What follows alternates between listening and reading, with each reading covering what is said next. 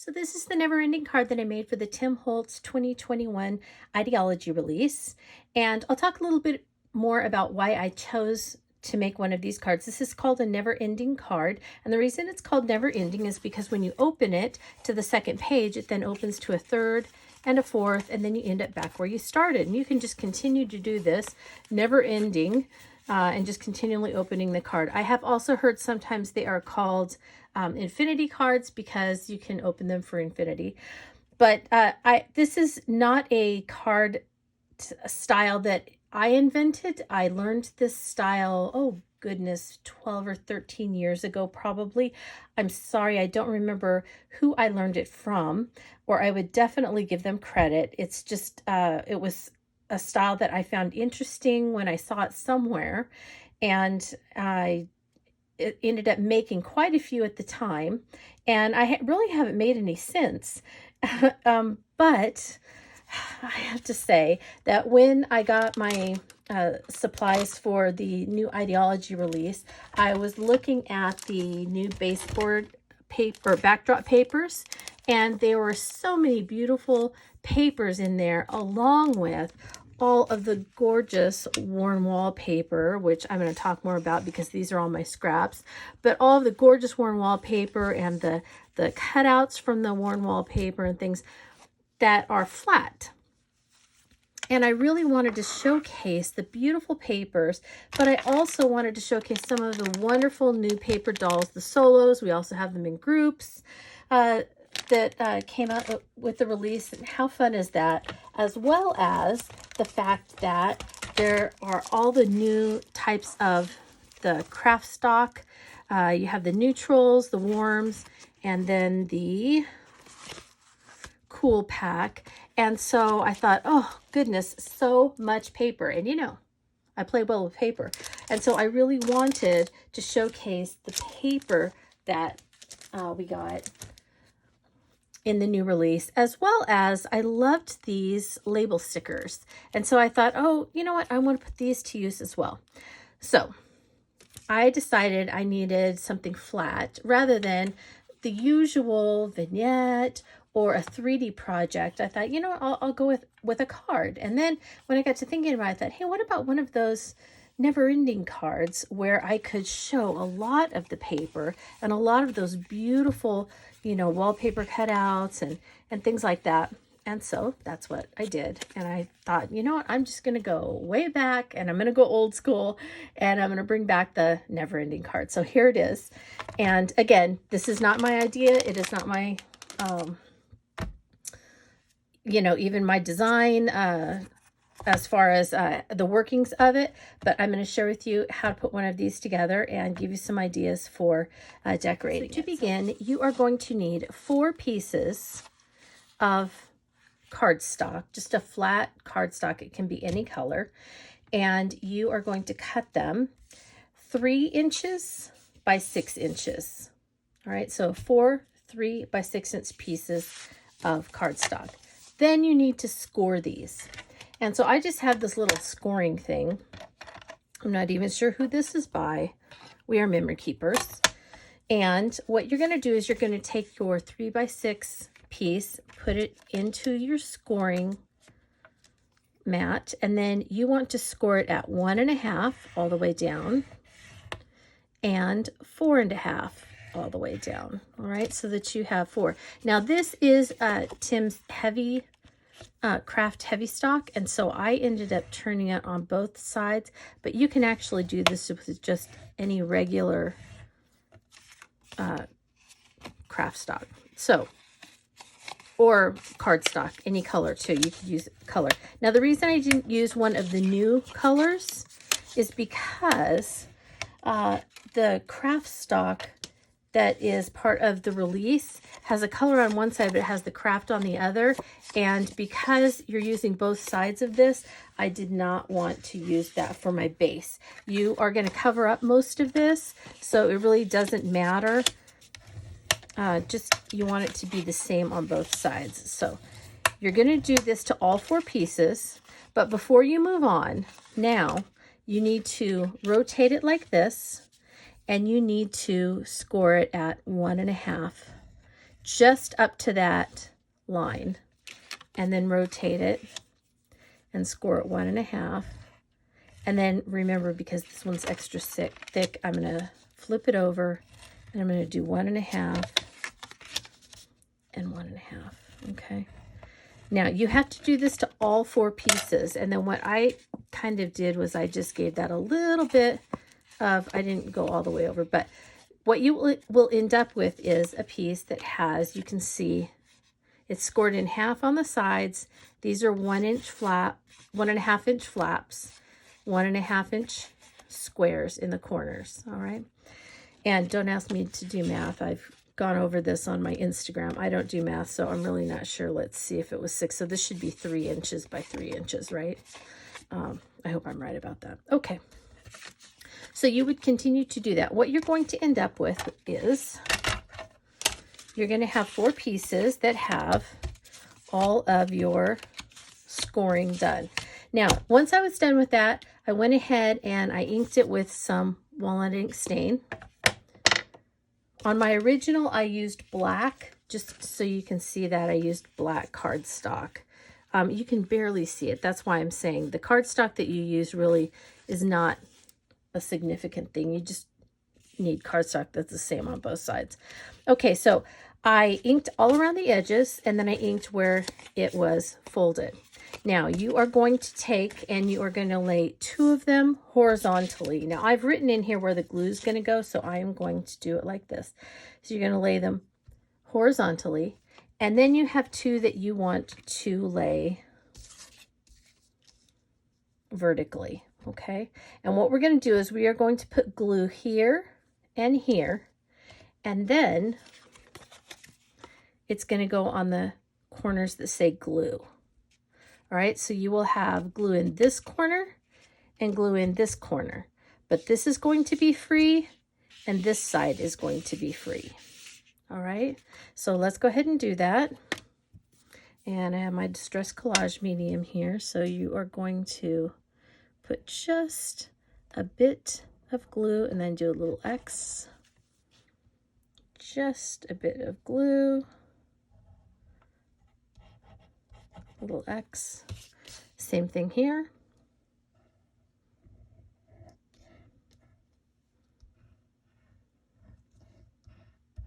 Okay. Now, I am going to do one at a time because otherwise it gets a little bit, you can get it off. So you want to line those up.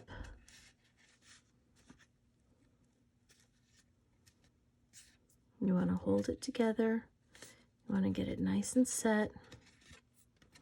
And because it's paper to paper, it shouldn't take too long. But when you do something like the collage medium with it, I'm turning it over just to make sure I'm good. But when you're doing the collage medium with something like metal or plastic, sometimes it can take a little bit longer to dry. Okay, now I am going to see horizontal, keep it horizontal, and I'm going to match up the corners.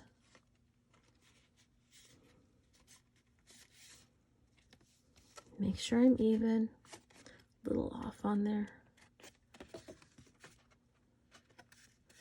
Hold that down. And then if you want, you can go ahead and push it down. Make sure it's nice and attached, all just in that one little square. All right. Now we're not going to do anything to that right now. We're going to glue this next piece. And so again, you're going to glue in the corners and you're going to place it so that it's vertical or horizontal. Sorry. No, yes, vertical. Okay, math. And I also can't do left and right. If you tell me left, I usually end up doing right.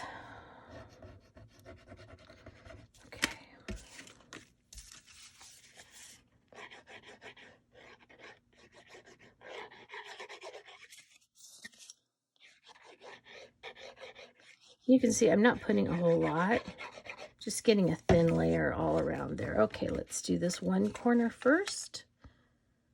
Line it up. And you can see how the center is so nicely aligned. And then let's line up that bottom one.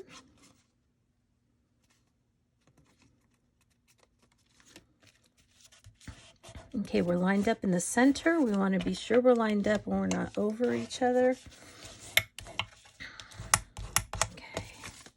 It's better to be more on the outside than the inside because you can trim off the outside, if that makes sense. All right. I moved that a little bit. So see how I checked the back and then I saw that I was a little off there. So you want to realign that because I didn't get that completely stuck down. Okay, let's try that again. Going over my corners. All right, and there you should have your card. All right, now I want to make sure that that's completely dry before we start to add our pattern paper. So let's talk about our pattern paper while the card is drying completely so that it doesn't come apart when we start to open it. So as you can see, there are some times that the pattern paper you need to think about it being horizontal, and sometimes you need to think about it being vertical. Okay, so let's talk about the sizes. You are going to need, and I will put this in the description, it will definitely be on my blog, so I will have this information all on my blog for you to easily copy as well if you need to. So for our base, we had 4 pieces of cardstock cut at 3 inches by 6 inches. We scored it at 1.5 and 4.5, and then we scored the corners at 1.5 and 1.5. And then we glued it together. Now for your patterned paper, you need 2 pieces at 2 3/4 or 2.75 by 5.75. So 2 3/4 of an inch by 5 3/4 of an inch. And you need 2 of them that are horizontal and 2 of them that are vertical. Then you're going to need 8 1 1/4 by 1 1/4 squares. So there's 4 and there's 4. And then you need 8 1 1/4 by 2 3/4 strips. So you need 8 of those. So there's 4 there, and I have 4 more right here. Okay, now the next thing I did was, once I cut that, I had a large reveal of black around all of these beautiful papers, which was a little bit heavy for them. I felt like these were light enough that I felt that that was a little bit heavy, and so I wanted to kind of soften it a bit. So I grabbed for my beautiful new Cardstock colors, and I found some that I thought went well, and I matted all of the either backdrops or the worn wallpaper pieces. So that's what I've done here as well. I went in and I picked some Cardstock, and I don't have the exact sizes for you. All I know is that I cut them 1/8 of an inch larger than these sizes. So I just went 1/8 of an inch larger. So again, this is math, and I just kind of eyeball a lot of things. I don't know exact numbers. So hopefully I'm not driving you math people absolutely crazy, but I hope that makes sense to you. That your mats are, I just wanted a small reveal, so I just did a little bit of 1/8 of an inch reveal. Okay, now let's talk about the worn wallpaper for a second, because I have a mixture here of backdrops and I have a mixture of wallpaper that I have here. So the wallpaper, you can do a lot of things with it when you're looking at how you want to use it. Now, for example, this worn wallpaper is this beautiful gray and white and pink. And you can see how I changed it a little bit because it was a little bit too much of a contrast there with this. Look, this looks like it was in an old book. And so I just inked it with some distress ink in antique linen so that it would fit in a little bit better with the colors on that. And so it's so easy to alter these and make them coordinate beautifully together. The other thing is that many of the pieces of worn wallpaper have these border pieces that work perfectly when you're cutting them for some of these longer 1 1/4 by 2 3/4 strips. All right, so there are some pieces that work beautifully for that. And I was trying to find one where let's see, I think it's this one. So one of them, I cut my own borders out of it, and that was this one. So you can see how it has this pink border that runs down there, and then it has these beautiful flowers. And so I cut the pink border for this one. And then I thought I used those flowers. There we go. And then I used the flower portion for the squares on the inside reveal. Okay, so that worked out fairly well. And then also with the cutouts that you get, you also get, so you get cutouts in different sizes, which is really nice because you can kind of decide where you want them. And, you know, some of them are small, some of them are larger. So with some of them, this one was horizontal, and so I thought it fit perfectly across here. These were just some striped papers that I cut parts of the stripes and used those. And then on this one, if you look closely, you can see that I actually put some of one cut out here and some of the rest of it behind the paper doll here. And so that's something that you can consider doing too, is you can put part of a cutout and then trim it off and then put the other part, you know, on the other part of it kind of behind. And for this one, you can see that there were these two medallions that I really liked, and I cut one of them in half and I put it on the ends of this piece of pink backdrop, and then I just cut this one down the center just to add a focal point. So look how beautifully the worn wallpaper and the cutouts of the worn wallpaper go so well together. They're just beautiful. Now here was another one that was kind of going horizontal. That was much like the one that was on the front. And so it was the smaller version, kind of like you see here, where you have two sizes. And so I went ahead and used that here. And then the other thing is that I used a lot of these label stickers, but these might be a little bit too harsh. When you're looking at them, you might think, maybe I want something that's a little softer. Well, a couple of other things that you could use if you weren't comfortable with using the labels, you can always make up stories about the paper dolls, which I love to do also with some of the supplies, as well as this, which is so beautiful, the new metallic sticker book. And with the metallic sticker book, look at these beautiful, there's so many beautiful, lovely sayings. They come in black and gold, and they come in white and gold. All right, and you can find just about anything here that you might want to say. But don't forget, there are also so many of the chit chats and all kinds of things that you could use along with the labels or the snippets or whatever it is that you want. So when you're looking at things, another thing also I wanted to point out, sorry, I keep getting distracted, is that some of the wallpaper has things like this was a huge focal point, and I cut it off. So it went, I'm trying to think how this went. Something like this. Anyway, yeah. So this was a larger piece of wallpaper, and as you can see, I trimmed off some of the sides, and okay. And then at the bottom, there was this really great piece that said Made in England. There are a couple of them that have these, and you can cut those off and you could put those along, you know, one of these pieces. I think those are really cool. I love those. And also some of the cutouts, there were borders that came with them as well. So that's something that you could use too. You may not even have to cut your own border from some of the striped ones. It's all up to you and all about how you want to coordinate this as you're going. Okay, so I decided that I was going to use 2 paper dolls then once I looked through it. And the smaller paper dolls don't fit on the horizontal ones.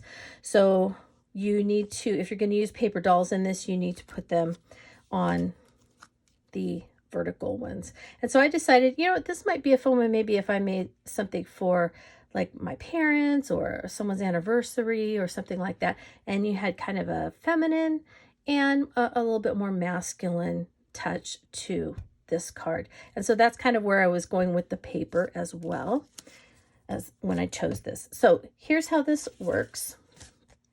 So here is you can, again, you can also have it open however you want. So here's how it's going to open. This should be dry now. So you open it, and then what I do when I gently open it at first is I go back over and I gently score again, okay? Because it's kind of been the first time that some of these have opened this way. So you want to be sure that they open correctly and that when you put the paper down, it's going to stay flat.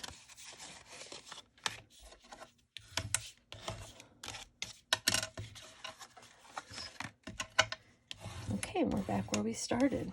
All right, so see how that worked? So we're opening, we're opening, we're opening, we're opening. There you go. But I like to sew on my cards, and you don't have to be intimidated by sewing. It's just, I got a machine from Walmart. It's a Brother. It does all of the basic stitches. It was about $50 or $60, and it does everything that you need for sewing on paper. All right, I'm not making garments for, you know, Fashion Week or anything like that. All you need to do is to be able to sew through some paper.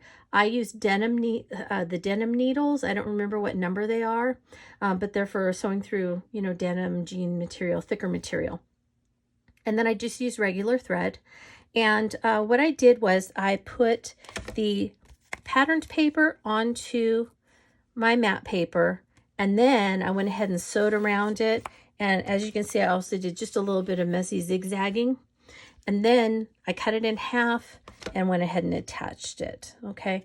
Once I had put the flower in the center and all of that, this one obviously doesn't need that, but once I put the flower in the center, then I went ahead and cut it in half and attached it to my card so that I could open it once the paper was on there. All right, so that's how I did that. I did the same thing with these. These are a little bit tedious to sew around, as are the 1-inch ones, but I just wanted to show you that that's what you have to do next. So I'm going to, you don't need to watch me because I know you know how to do this. I'm going to go ahead and adhere the paper to this page, and we'll get started. But don't be surprised if you come back and I ended up having to sew around it, because sometimes that's just the way I am. So I decided as much as I want to, I didn't sew around these because I wanted you to be able to see from this sample what the paper looks like if you decide not to add that little addition. So now that I have everything attached to the mats, we need to start putting it on the card. So I like to start with the card this way because usually we're used to opening cards, you know, like this, as opposed to this for the first opening. So I usually start with the 2 vertical pieces on the front and the horizontal pieces on the back. And so this will be my front.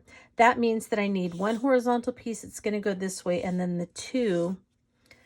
Now, I will say this, if you want, I have seen where people put, you know, they might cut this in half and put corners here. I have seen that as well, but I wanted to keep it simple, and so I am just putting them like this, and then this one across here. Now, obviously, I need to cut this in half.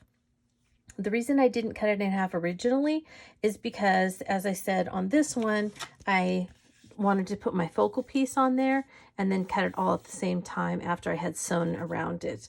So since I'm not sewing and at this point, I'm not putting a focal piece there right now. I'm just going to put the paper on for this sample. I'm going to show you how I do that, because you can't open the card up and cut it once it's put on there. So I came over here, and it should be just about a 1/16 or so. I think it's a 1/16, a 1/16. So here's an 1/8, and then here's the 1/16, I think. Again, sorry to all the math people. And then you are going to cut it. and you're good to go. Now, I did not ink the middles of mine. Okay, I kind of left those. So let's go ahead and get these put on.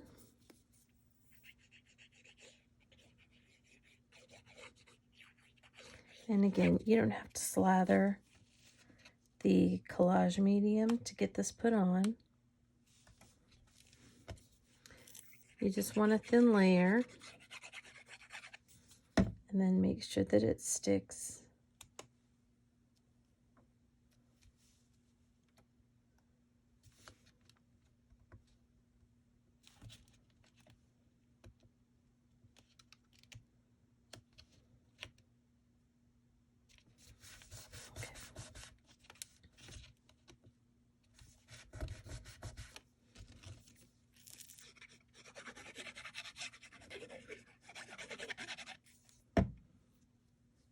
Okay, so for this one, I tended to kind of open it a little bit, and I was more concerned that it was up against the middle than anything else.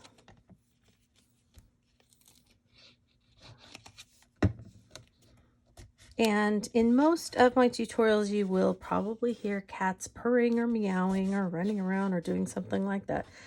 And it's 99% of the time, it is my cat Leota, who's named after a Disney Imagineer, one of my favorites. Leota Toombs Thomas worked on the Haunted Mansion. She worked on Pirates of the Caribbean. She worked at both Disneyland and Walt Disney World. Her daughter Kim Irvine is an Imagineer currently, and her granddaughter is also an Imagineer. So that is a family of female Imagineers, and my cat's named after the matriarch. So anyway, she likes to come in and hang out with me in here, and then she gets kind of demanding because she wants some attention.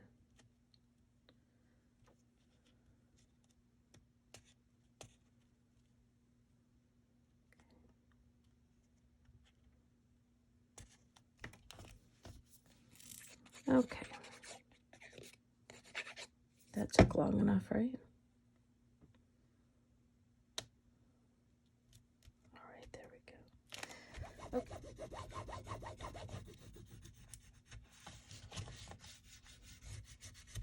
Okay, so then we're going to open, and our next one, we need to do a vertical. So I have this one that I'm going to put on there, and then I thought I would use a little bit of one of those strips, and I would put that across there, and I'm going to put these here. Now you may be saying to yourself, well, don't you need to put one of these long ones there? No. So stop yourself from doing that. You could if you wanted, and then you could maybe do a like a square or something in the center, but you don't want to put anything there right now, because what's going to happen, and this is why you need to think about what colors you're putting where, is that I picked this to coordinate with this, because when I open, I do the next opening, it's going to be this. So this is going to be seen, and all right, so that's going to be showing through. So on the page before, this is what you will see. Okay, and so see how all those colors coordinated? So you kind of have to think ahead a little bit when you get to this step, because the sides of your long piece are going to be showing. All right, so that's an important thing to keep in mind when you're working on this. All right, let's go back to page number 2, which is our horizontal one. So I'm going to go ahead and I'm going to cut this in half. Now, again, I didn't cut it in half at first, because when I was decorating it, originally I put some strips along here, and on this one, see how I zigzagged on my strips to add a little bit more texture as well? So that's also something you can do if you decide to sew around them before. But remember, before I put my paper doll down, that I had gone and I had put some little bits of some of the wallpaper cutouts. You could do that here as well. If you wanted, you could add some. I think with this sticking through here, that it would just be too much. So I am not going to put any behind the paper doll when I eventually do that. And I was going to put this lovely lady. Now, before I put any of my paper dolls down, it's at this point that I would color them.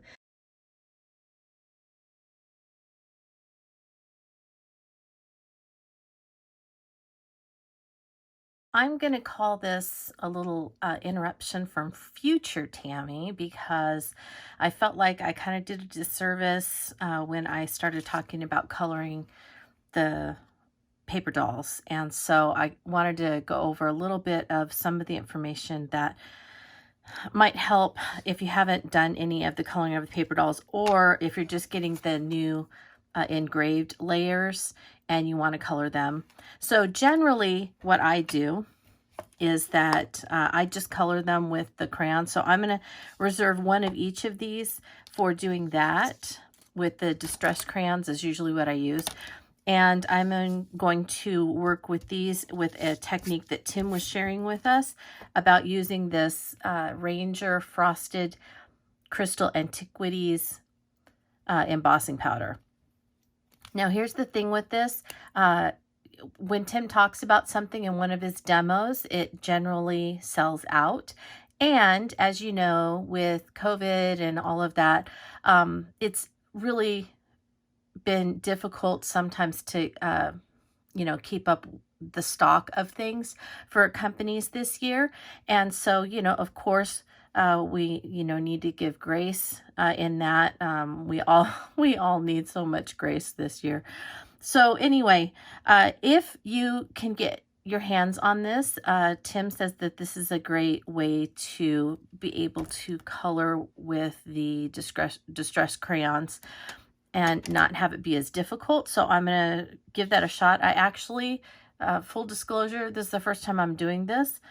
And then I'll show you how I do it, so that if you can't get any of this embossing powder, I'll show you how I do it without the embossing powder, okay? And then that way you have an option if you can't get a hold of this right away. So eventually, I'm sure that we'll all be able to get a hold of it, but just not for now. Okay, so here's my distressed embossing ink, and I'm just going to, I don't remember what he said, so I may be doing this totally wrong. So let me direct you to Tim's blog, because he actually did this correctly, and I don't know if I'm going to do this exactly right. So I'm going to kind of do a little Jennifer McGuire thing here. She always has these Tupperwares. So put some of the Frosted Crystal Antiquities powder on there, pick it up, and he says you don't flick, so you don't do that. All right, just tap. And for this one, I don't like to color the faces of my paper dolls. Sometimes I'll put a little maybe pink cheeks or something like that. But for the most part, I don't like to do skin tones on any of my dolls. I just color some of their clothing, a hat, maybe a piece of jewelry or a flower that they have, and I leave it as is. So for that, I'm going to use the Distress Embossing Pen and just kind of color in her dress quickly. Not going to be perfect about it. And the belt, I might do the belt a nice color.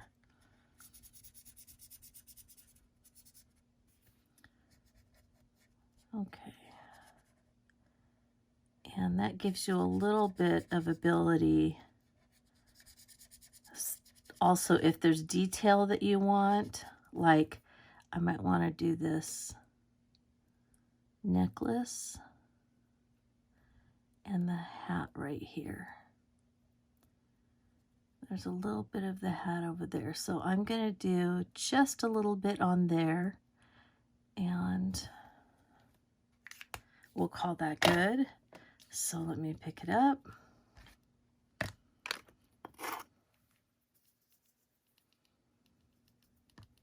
Okay.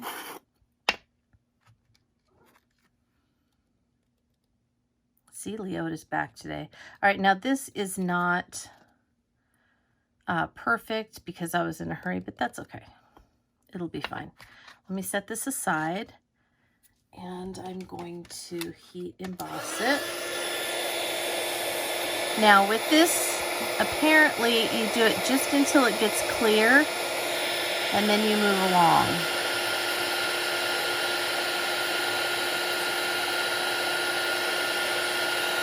You don't want to go over it too much.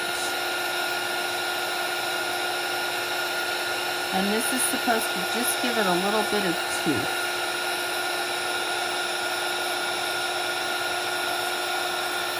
Okay.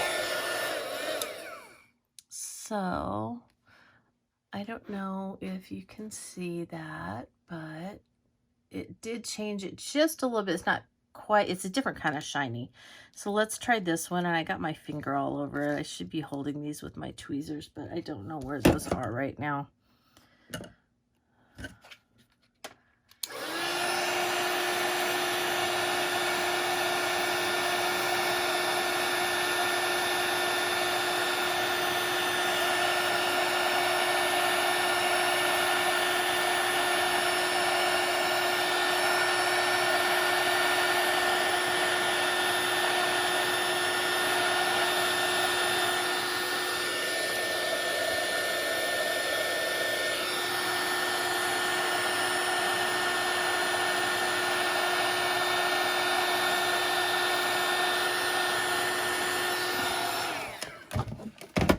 All right, so this is definitely not as shiny as it was before. So this is going to be interesting. All right, I love trying new stuff. Now I have my water brush, my fine tip water brush, and then I have my distress crayons here. And I want her dress. So if you remember, she was going to be on this page. So I want her dress maybe to be, I don't know if I want it to match that much. I think I want it more of a blue. So I'm going to go with Stormy Sky, and I'm going to scribble over here. Oops. I'm going to pick some up with my water brush, and I feel like it's a little wet, so I'm dabbing it off on my Inky Binky, and then I'm just going in. Oh, wow. Yeah, that's cool. See? Tim, he's a genius.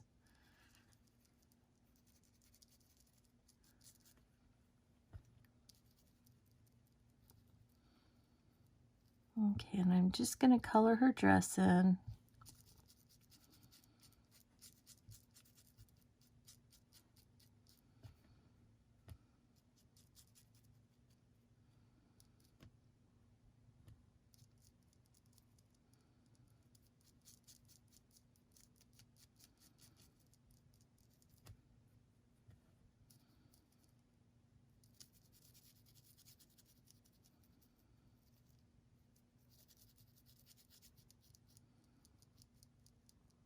Okay, now I don't know if this is going to work on this, but what I do a lot of times is I also take my finger and I just go in there and rub it in.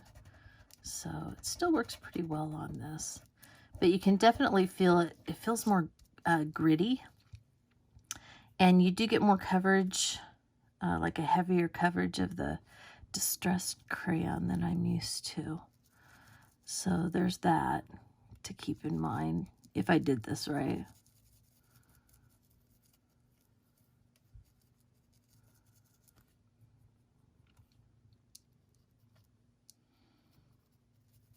Okay. So my cat Leota that I was talking about is, as usual, in here with me, and she is bonking my arm to get me to pet her. And so if this is jumpy, that's what's happening.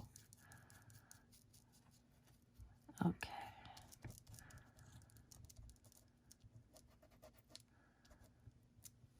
And let's see if I can get, I know that's a little dark, but I kind of want a little punch of color on that belt and the hat.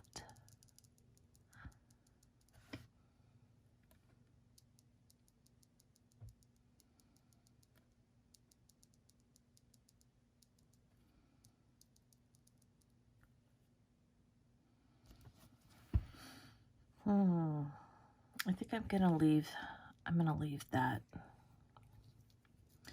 So I'm gonna go in with some of this little bit darker here in the areas like her arm and some of the shadows.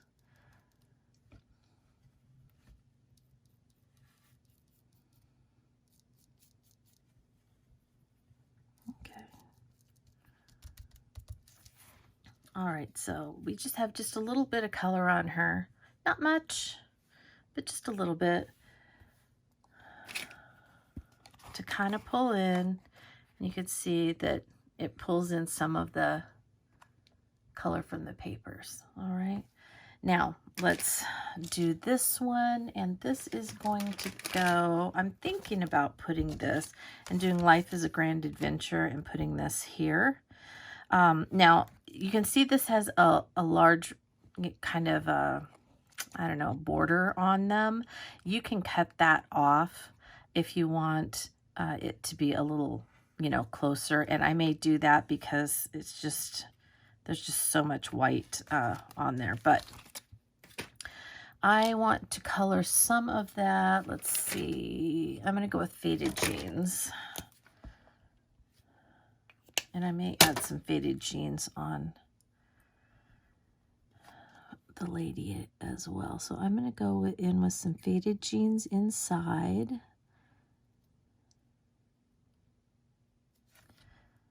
our car. So we have blue upholstery and curtains. And we'll go with some blue in here too. So this really does grab onto the color much faster than when you do it without. All right, so you're getting the aged mahogany. I'm going to wipe my water brush off a little bit. And okay, now this does not have any tooth to it. This is just the plain slick. So this is kind of what I did when I was coloring them without anything on it. So see how it kind of pulls up a little bit? So I'm going to wipe off some of that water. I'll just go ahead and pull it out. Get a little bit of color on there. It's okay. And then what I'm going to do is I'm going to cook it. So I take my Ranger heat tool and I just dry that on there, and I just really get it dry. Just let it go, dry up all that water, and it's like I'm baking the color into it a little bit. That's how I did my other ones. Okay, so now you can see that it doesn't really stay on there completely. You can wipe it off, but it's on there pretty well. And then I can add another layer, and I can kind of start shading if I want, so I can get it darker down here.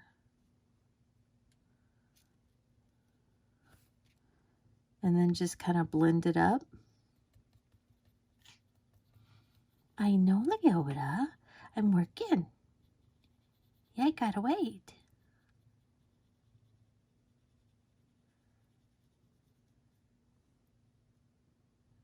Okay, I'm keeping that a little bit light up there because we don't have as many of the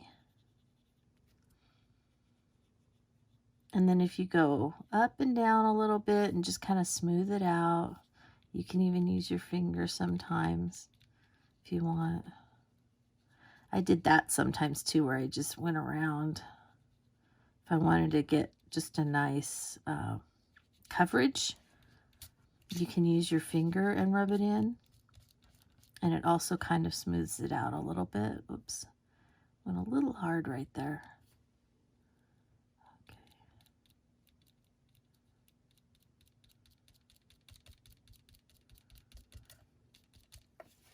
All right, so see how you can start adding layers. And then again, I kind of baked it in before I would add another layer.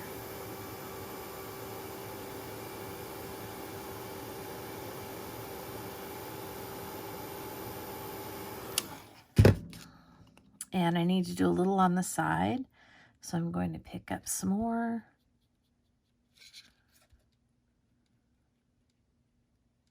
And I want that dark because it is a shadow. It's kind of the side there, and you definitely want that dark. And then I can come back in and add a little more. See, I'm building up my colors.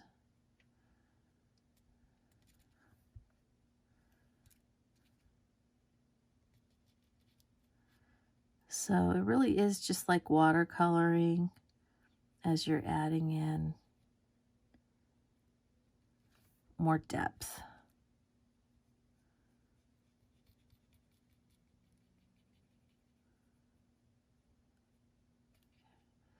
And again, keeping this fairly light up here.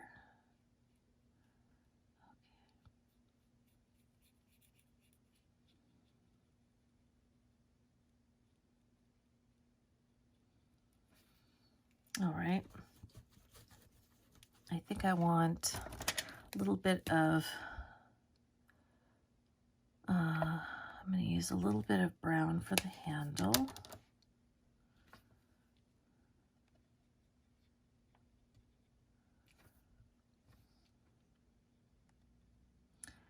And you know what might be fun is I am going to get a little crazy, and I might try to add a metallic. If I can find my metallics in here. Here we go. So here's a little bit of, I think this is tarnished brass. Yeah. So we'll add just a little bit, and actually I should dry this in between.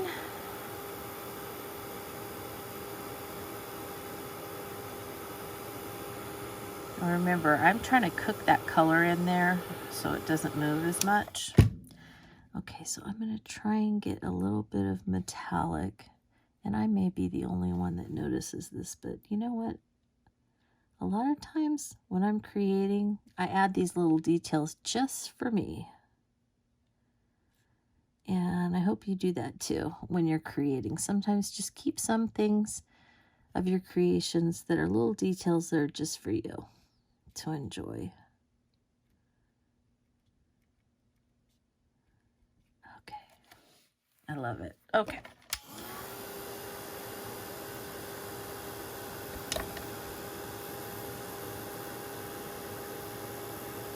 And there you have it. I have my colored valise. I think that's what you call them. And then you can either leave this like this, or if you want, they actually do kind of take on some distress ink sometimes when you then go over it a little bit around the edges. But I prefer to cut the borders off. All right, now let's talk about our gentleman here. And I feel like he has the aged mahogany again. See if that shows up. Let's just try it.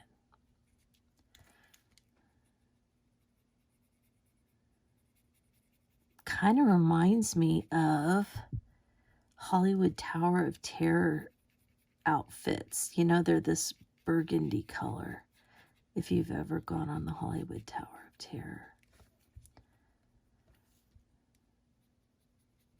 All right, so I just do the same thing. He's got a little watch there, so I'm going to go around it because I may add just that touch of gold again.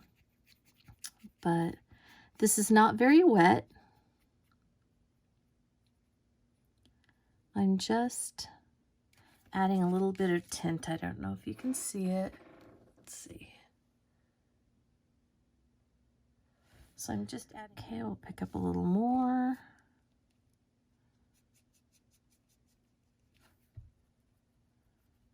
And you can see that my brush is not very wet. I do not want it wet on these because you'll just be wiping it off more than you're putting it on. So my brush here is pretty dry. You can also use a Q-tip, and sometimes I've even used my, you know, like my finger and wiped it on there. I feel like I'm not getting it on this bottom part of his jacket for some reason.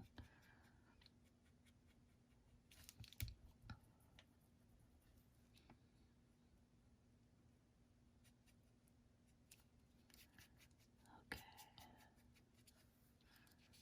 That looks pretty good. Okay, so you can see he kind of has a burgundy outfit like the Hollywood Tower of Terror. And then, so we want to do kind of a matching hat. I'm going to leave the bill of his hat a black color, and we'll just do the top part. All right, I'm going to wipe off my brush on my towel or my inky binky, and I am going to pick up a little bit of that gold, and let's see if I can get it on the watch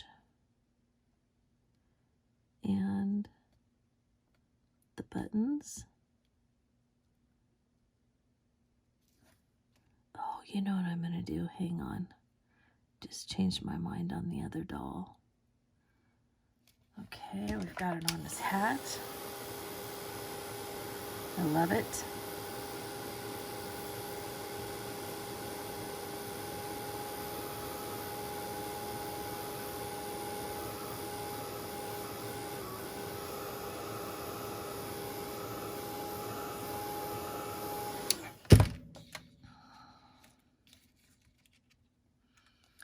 Okay, so there you go. I don't know if you can see a little bit of gold. And then I'm going to bring this lovely lady back in, and I think I'm going to do a little bit. Hopefully I didn't get too much on there.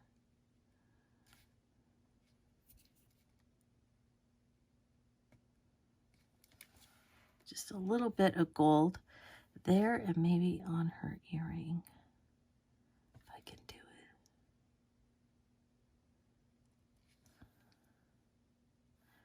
And then she's got a pretty bracelet on too. And her belt.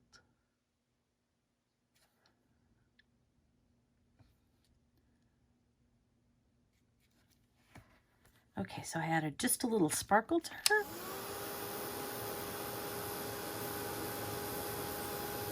Which I think will go nicely because I decided to add the gold metallic stickers to this book. All right. So I'm going to see if I can show you. I'm going to stand up here and see if I can show you. You can see the texture on the doll that I used the Antiquities on. And on this one, you can see that there's not texture. Now, you can choose to do whichever one you think is easiest. For me, I'm fine with this. And even though it kind of looks a little splotchy, I'm okay with that. I like the splotchy and it works for me. But there are two methods to doing the paper dolls, and I hope that helped. So I'm going to go ahead and cut this. And remember, we were cutting it at 3 and whatever that is, 15/16. So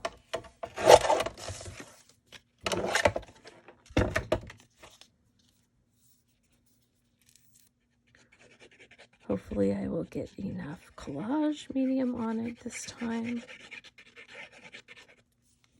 And I want to make sure I am up against that edge, but not over it. Okay, and you want to get a good connection on there.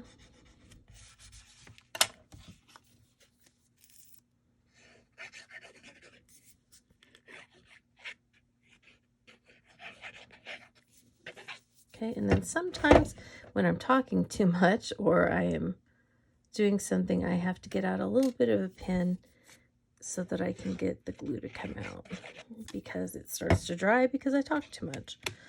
So no big deal. I just keep a little pin next to me and hang on, pull that up. Okay, so see, I keep a straight pin and then I can clear out that. And then when I refill my collage bottles, I always give the caps, when I pull the caps off, I always give them a good washout to make sure they're ready to go. Okay, now remember, we're not covering this because that is going to eventually have this. So we're going to do these just in the corners.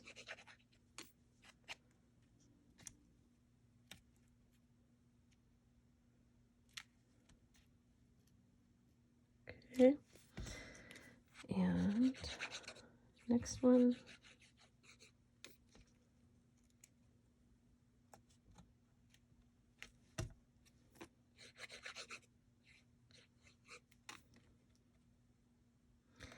And if you'll notice, I did have to do a little bit of, it kind of reminded me of when I used to do actual wallpapering and help my mom. I didn't really ever wallpaper anything, but I used to help my mom. And we would have to make sure that things kind of lined up. And so that's what I did when I cut these, because I cut them out of a piece that had stripes. And I wanted to make sure that as I cut across, let me kind of show you, that as I cut across, that each of them had the same amount of, stripe.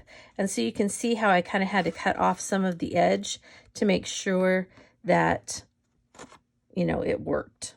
So, so this one I cut fine, but then I had to make sure that I got these other ones so that they all looked pretty much the same. So let's make sure we've got all those with a good connection before we turn the page. Okay, and a lot of times if I just get some of that, it dries matte, a matte finish, so I'll just use my nail if I get some to come out, or you can use your Inky Binky and wipe it down like that if you want to. Okay, so now we're ready to do this one, so we're going to open it. This is page 3, and this one is going to go here. Now, again, we are probably going to have some sort of horizontal element on here that we're going to have to cut in half later on.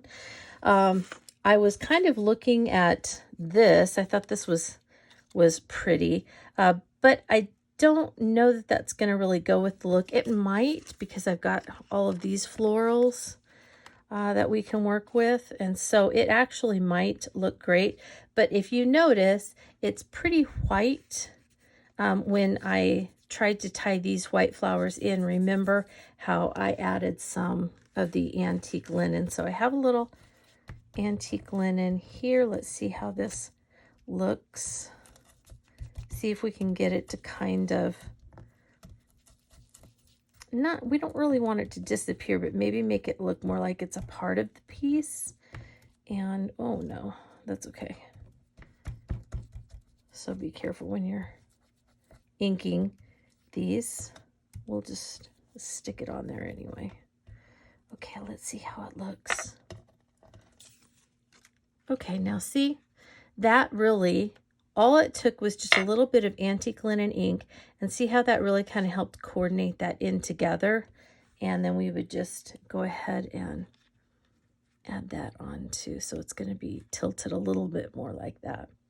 And then we have a nice focal point on that page that will actually, if you look, most of it will be hidden by page number 2. And so it'll be a nice reveal. So I think I'm going to go ahead and stick that one on here because I do like it. And actually you could do a little bit on some of these edges here. You could do a little bit of walnut ink that I have still on here. That might be a nice touch also for some of those edges that are a little bit white. Okay. So let's go ahead and attach this. And this also attaches just with some collage medium.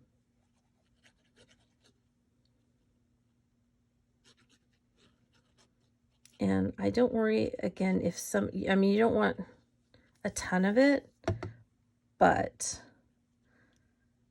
okay. I want to try and get most of it where it's going to be under the center there. Okay.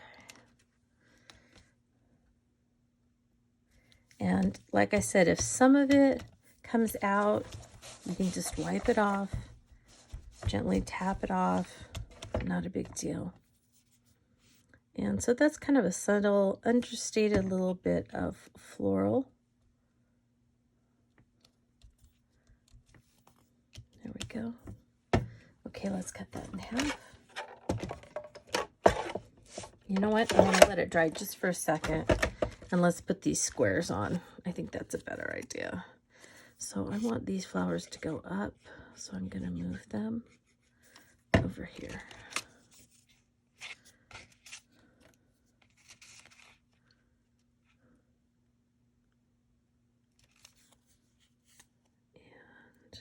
How do I want that to go? Maybe like that.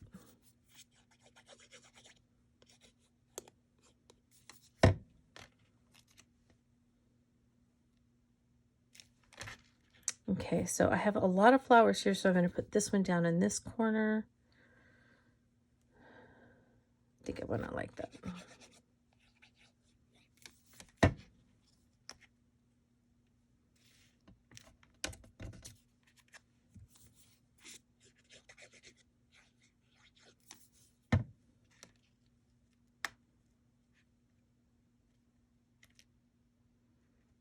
Looks upside down to me.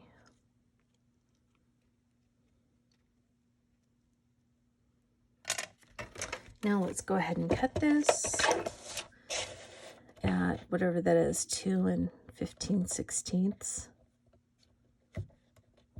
My new fake measurement.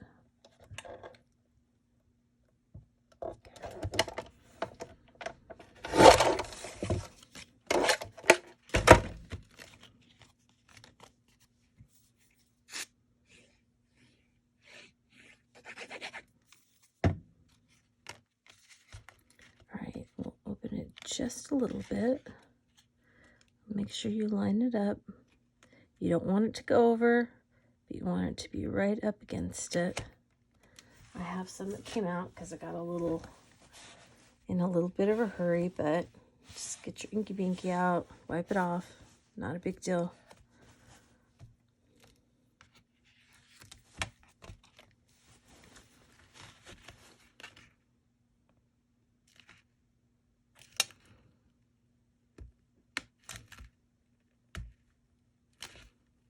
I feel like that wasn't right up against there. That's better. Okay.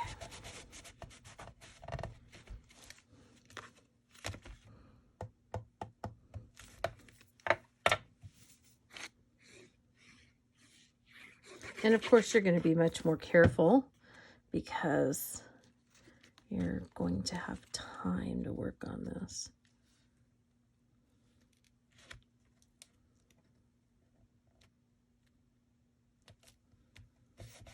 Okay, great.